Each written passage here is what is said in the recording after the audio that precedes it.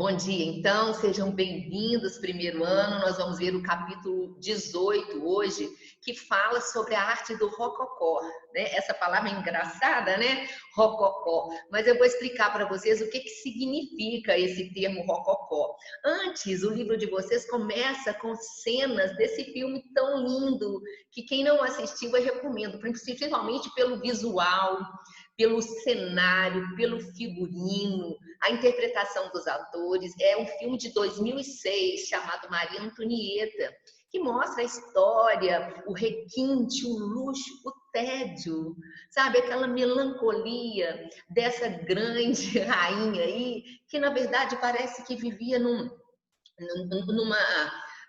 monotonia, apesar de todo o luxo, de todas as festas, né? De todo o brilho de onde ela morava, em Versalhes, que é um dos lugares mais lindos, dos mais lindos castelos, palácios, né, que existe.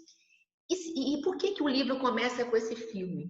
Justamente para mostrar que o rococó foi isso, ele vem depois do estilo barroco. Lembra? Nós vimos a religiosidade, aquela intensa expressividade, né? O bem e o mal, o claro e o escuro, as indagações que o barroco fazia.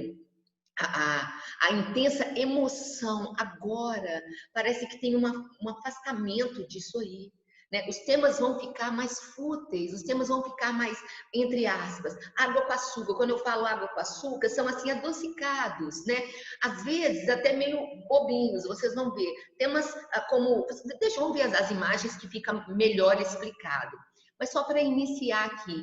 Então, o rococó parece que é uma ressaca daquilo tudo que acontece no barroco, aquela intensidade, a dramaticidade. Agora tudo vai ficando mais decorativo, mais delicado. E o rococó é um estilo relacionado ao absolutismo, à nobreza, sobretudo na França. E o livro de vocês começa citando esse filme de 2006, Maria Antonieta. Quem não assistiu, assiste, abaixa. Então, é um filme que foi bastante elogiado, é um filme muito interessante porque mostra esse período. E o absolutismo, como eu disse, o período, principalmente na França, esse período, a gente está falando do século XVIII, né? Início do século XVIII, a gente vai ver os reis. Na aula passada, eu mostrei para vocês quando eu falei sobre a moda, eu mostrei Luís XIV, que foi chamado do Rei Sol pela sua vaidade, pela sua exuberância, como ele vestia as roupas. E depois, quem vem depois de Luís XIV é Luís XV, seu bisneto, né? E esses reis, né, eles estão preocupados muito também com a vida na corte, com o seu prazer, com a sua riqueza, muito mais do que o bem-estar do povo. E isso reflete muito bem nessa riqueza, nesse luxo, nessa ostentação que eles viviam, né? Esse é o estilo rococó. Então, eu gostaria que vocês vissem cenas do filme. Eu trouxe para vocês algumas cenas aí, olha, da mordomia, né? Como Maria Antonieta vivia bem. Olha só, os doces ao seu redor, né? A criadas, a tempo e a hora, fora um ambiente, né, de festas. Olha só, até os pratos que eram servidos na corte eram assim obras de arte. Então, o filme mostra essa época, né? E outra coisa sobre o absolutismo, no final da Idade Média, na Alta Idade Média, a gente vai ver que fim das invasões bárbaras, lembra? Se você estudar história, nós vimos isso na arte. O fim do feudalismo, a vida renascendo nas cidades, uma nova classe social, a burguesia, e a gente vai ver, então, os reis que estavam esquecidos, né? Que não mandavam nada, a gente vai ver uma ascensão do absolutismo, né? Os reis começam a mandar, a ter um papel na vida das pessoas, a vida começa a ficar também por volta assim, dos núcleos urbanos. Antes, principalmente na Idade Média, era uma vida rural, etc. Então, e esse absolutismo vai crescendo, e o estilo rococó marca esse apogeu, mas no sentido da ostentação, dessa vida ligada aos prazeres. E o filme Maria Antonieta mostra isso. Então, comecei citando aqui, para vocês não esquecerem. À direita, aqui lá no alto, vocês estão vendo a atriz e uma pintura de Maria Antonieta, tá? Bom, aí vocês estão vendo, eu mostrei ele na aula passada, né? Quando a gente fala do barroco, quando eu falei da moda barroca, sobretudo da moda masculina, o estilo desse rei que era chamado Rei Sol. Olha, o nome já fala, né? Nasceu para brilhar. E ele está relacionado também a essa riqueza. O estilo barroco marca isso também, né? O luxo, é um estilo muito decorativo. E o sucessor dele, chama Luís XV, né? Bisneto dele, ele intensificou essa coisa, principalmente do ambiente, do que está ao redor ali naquela vida dos reis e de quem está aqui ao redor dele, não do povo que está lá ralando, né? E outro símbolo desse estilo rococó é o Palácio de Versalhes, né? Antigamente, Versalhes era assim, tipo uma área rural de Paris, hoje é subúrbio de Paris, né? E ele mostra, é um exemplo da arquitetura do rococó. Vocês estão vendo que a fachada é uma fachada aparentemente reta, né? O que define mais são muitas janelas. E por dentro, vocês estão, parece muito luxuoso por fora, né? Mas por dentro é muito mais. As fachadas são retas, mas os interiores são super decorados com vidros, cristais, entalhes de madeira que imitam ouro, muitas pinturas, tapeçarias e a jardinagem ao redor, né? E as pessoas ricas, os nobres, as pessoas ligadas à corte ali, né? Os que tinham dinheiro, queriam também construir pequenos palácios, os palacetes. As pessoas que tinham dinheiro moravam em palacetes de 2 pavimentos, né? E cada cômodo era decorado separadamente, como se fosse ali uma obra realmente de arte. Então, o Palácio de Versalhes, olha assim, a quantidade de janela, é um dos lugares mais visitados na França. Vocês estão vendo aqui atrás uma curiosidade, olha, como os jardins são imensos, e às vezes para os turistas que visitam Versalhes, que são milhares de turistas, né, por dia, eles optam por andar, por circularem, por verem o jardim nesses trenzinhos de vidro. É uma curiosidade sobre os pontos turísticos de Versalhes. E os jardins, né, que circulam Versalhes aí, que são uma obra de arte à parte. E o interior, como eu disse para vocês, olha só, a sala dos espelhos, né, com cristais, espelhos dourados, essa ostentação da nobreza que vivia aí. Principalmente o Luís XV, ele fez questão de morar. Por que foi construído Versalhes? Eles queriam sair de Paris para evitar. Paris, nessa época, tinha vários problemas, né, de mau cheiro, de doenças. A população também, começam as contestações, né? As revoluções se iniciam nesse período, o povo começa a ficar descontente. Então, o rei opta por sair de Paris e ficar aí na sua casa de campo. Esse espaço era uma estrebaria do palácio. Então, isso foi tudo reformado. Passaram pela reforma e pela construção de Versalhes vários arquitetos e paisagistas também. Então, vocês estão vendo aí o que é o rococó, né? Esse luxo, essa delicadeza, esse requinte. Olha os ambientes de Versalhes, né? Tudo, o teto, o chão, os móveis, cada detalhe. Né? Alguns já visitaram Versalhes, né? Eu tenho notícias aí de alunos que passaram pela França e visitaram Versalhes. Está vendo? Olha o ambiente, os quartos, né? Nenhum detalhe é esquecido. E Maria Antonieta viveu aí nesse ambiente. Olha uma vista aérea de Versalhes.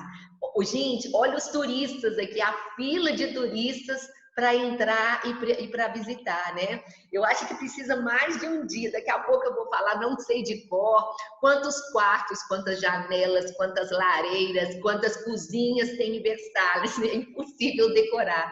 Mas eu vou falar para vocês no final aí, tem uma marcação mostrando a grandiosidade dessa construção do Palácio de Versalhes, né? Quanto mais ângulos a gente busca, mais lindos são as vistas, né? Muito bem, então eu já falei, né, sobre que era um subúrbio antigamente e era uma estrebaria que foi ao longo de vários anos sendo reformada e transformada. Aí os dados, sobre essa construção do rococó.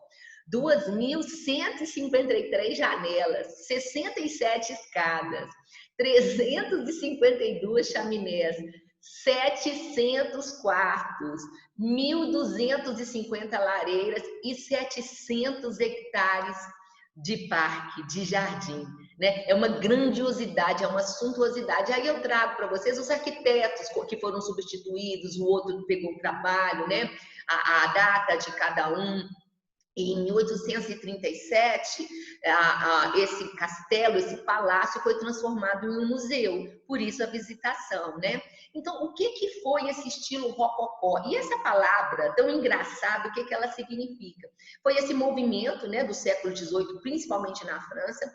No Brasil, o barroco, a gente viu o barroco brasileiro, aula passada, esse barroco mais leve é chamado rococó. Mas a gente não pode comparar o rococó das construções das igrejas barrocas do rococó brasileiro com essa ostentação do rococó na França, tá? É apenas a nomenclatura. Eu expliquei na aula passada que o barroco brasileiro das nossas igrejas, eu não posso falar assim, mas é só para ajudar vocês. É um barroco, entre aspas, mais pobrezinho, se comparado com a exuberância do auge do barroco. E como a data coincide, né? Século XVIII foi chamado de barroco e de período rococó, o barroco brasileiro. Mas a gente não vai ver como eu estou apresentando para vocês, esse estilo do rococó na França, tá? E o estilo que vocês viram, como eu acabei de mostrar, cenas de Maria Antonieta e do Palácio de Versalhes, voltado para a ornamentação. O que é a ornamentação? Enfeite, decoração. E essa palavra rococó, ela deriva da palavra francesa roquelle, que significa engraçado, né, quando se faz a tradução. Embrechar, ou seja, a gente vai decorar com conchinhas, com pedras, ou seja, é um tipo de decoração, gente, que foi usado muito em grutas, em fontes artificiais, né? E esse termo foi usado por um artista chamado David, porque ele queria zoar com esse estilo, porque ele é muito fútil, estilo frívolo, com excesso de decoração. Então ele deu esse nome de rococó, como se fosse uma zoeira, né? E as obras, olha, bem grande aí para vocês não esquecerem, as obras desse movimento artístico, elas não tinham aspirações dramáticas de emoção ou racionalista, né? De uma posição racional, não. É um estilo de futilidades e um estilo muito ligado à nobreza. Quando você vê as cenas de Maria Antonieta, ela tem tudo. Ela tem tudo isso, dá nela até uma certa, descrença nas coisas, uma certa monotonia, melancolia, né? Não só Maria Antonieta, mas toda essa nobreza, né? O próprio rei, as rainhas, eles tinham esse esplendor de roupas, de joias, de o luxo do ambiente, né? Mas na verdade parecia que era um disfarce, né? Para encobrir o medo que eles tinham perante o mundo que estava lá fora, deles imporem, né? Se imporem fora dos muros desses palácios, né? Então parece que na verdade funciona como uma fuga, tá? E o que é? Eu trouxe até uma página aí de um dicionário aí virtual para vocês, embrechado, né? Que é a tradução de roquelle. São incrustações de conchas, pedras, búzios, cristais, com questionamento às paredes de cascatas, jardins. Também pode ser, olha, um embrechado, uma visita inoportuna, desagradável. Aí vocês estão vendo de onde originou o termo, tá vendo? São essas decorações, lembram o mosaico que nós já estudamos, né? Isso é um trabalho de incrustação de conchas, daí derivado o termo. O rococó e o absolutismo, já expliquei para vocês, ele é um dos símbolos do absolutismo, essa ostentação, esse luxo, esse exagero da realeza, né? Ele se posicionava contra o estilo barroco, porque o estilo barroco era muita emoção, muita dramaticidade. Agora não, sem drama. Sabe quais são os temas das esculturas, somente das pinturas? Passeios, namoros, beijinhos, piqueniques, o prazer ligado também à sensualidade. E as cores, vocês vão ver nas pinturas, vou voltar a tocar sobre isso. São cores pastéis. Sabe o que são cores pastéis? Só você lembrar de uma decoração de quarto de bebê. Tipo assim, um rosa claro, um verde claro, um azul claro, um amarelo claro, um lilás. Tem uma dessas imagens que vem aí que eu vou mostrar o que são os tons pastéis. E os temas agora são temas mais suaves, nada como aqueles temas renascentistas ou barrocos, né? Por conta disso. E essa página aqui é um resumo para vocês de tudo que eu falei. Olha, característica desse estilo: leveza, sensibilidade, jovialidade. Sempre nos quadros são pessoas jovens, namorando, fazendo festa, fazendo piqueniques, em ilhas, para ele sair chegando em ilhas para passar um dia só de amor, né? Sensualidade. O que importa na vida é o prazer, delicadeza, suavidade, futilidade, né? Esses temas fúteis, né? Parece que a vida não tem problema, né? Não tem dor, é só beleza, é só prazer, comida boa, namoro. O exótico é mostrado também e vai do universo da inocência ao erotismo. Temas relacionados aos prazeres da vida. A pintura e a escultura estão ligadas à decoração. O uso de cores pastéis, que eu já falei, vou mostrar para vocês, e formas curvilíneas, bem arredondadas, né? As pinturas, principalmente, elas têm o formato, às vezes, até nos retratos, de S. Tem uma sensualidade, até no posicionamento das modelos, né? São formas bem sensuais. Você vai ver nas pinturas muito anjinho, fitinha, arabescos, conchas, muito enfeites. E o tamanho da tela, que as telas eram grandes no barroco, eu falei dos trabalhos de Caravaggio, de Artemisia Gentileschi, os tamanhos agora reduzem, sabe por quê? Porque as pessoas ricas queriam colocar, elas não tinham palácios, mas elas tinham palacetes, como eu expliquei para vocês. Então, elas queriam telas, mas não precisava ser um formato gigante. Então, pequenos formatos para atender essa nobreza aí, né? Essa realeza, não viviam ali na ostentação tão grande de um palácio, mas tinham seus palacetes, né? Hedonismo, né? O que é hedonismo? É a vida voltada para a busca do prazer, seja o prazer nas comidas, no sexo, nas festas, né? E a gente vê muito isso nas obras, nos temas, né? Os temas estão associados à vida da corte, aos jantares, às festas, aos jardins. E o amor era o tema representado, às vezes em pequenas esculturas a gente vai ver muito isso nas pinturas. São cenas que aparecem casais que estão namorando, ricamente vestidos em lindas paisagens. Aí estão as cores pastéis, né? Vocês podem observar que são tonalidades clarinhas, né? Nada daquela intensidade, lembra do barroco? Preto, branco, vermelho. Agora não. E nos quadros a gente vai ver isso, olha só. Peregrinação à Ilha de Citera, de um artista francês chamado Watteau. Ele morreu muito cedo, ele fez muito sucesso, mas morre cedo também. E são casais que estão chegando numa ilha, a Ilha de Citera, segundo a mitologia, é a ilha que a deusa Vênus foi logo depois que ela nasceu. Então, vocês estão vendo que chega casalzinho, eles vão chegando, uns ficam ali na grama, outros atrás das árvores, outros ainda estão descendo do barco, né? Anjinhos e cupidos estão ali pelas redondezas, né? Intensificando o amor. Então, eles vão passar uma tarde ou um dia de namoro. É isso que mostra essa paisagem aí. E vocês estão vendo que os temas, as cores deram uma amenizada, né? Não tem aquele escurão, aquele vermelho, as cores ficaram mais suaves. Olha um detalhe aí, né? Dos casais de namorado que estão chegando aí, os budoguinhos, alguns já estão beijando ali embaixo, na ilha. Olha, como eu disse, Madame Pompadour, esse quadro, essa coisa do corpo humano, vou passar a setinha aqui para vocês verem, que em forma de S, tá vendo? Olha, a gente começa aqui no rosto, né?